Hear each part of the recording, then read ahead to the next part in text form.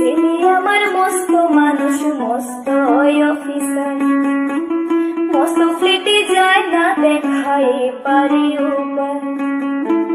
ছেলে আমার মস্ত মানুষ, মস্ত অফিসার, মস্ত ফ্লেটে যায় না দেখাই পারি উপায়। নানান রকম জিনিস আর আসবাব দামি দামি, সবচেয়ে কম দামি ছিলাম একমাত্রই আমি। ছেলের আবার আমার প্রতি অঘাতে সম্ভ্রম, আমার ঠিকানা তাই বৃদ্ধাশ্রম।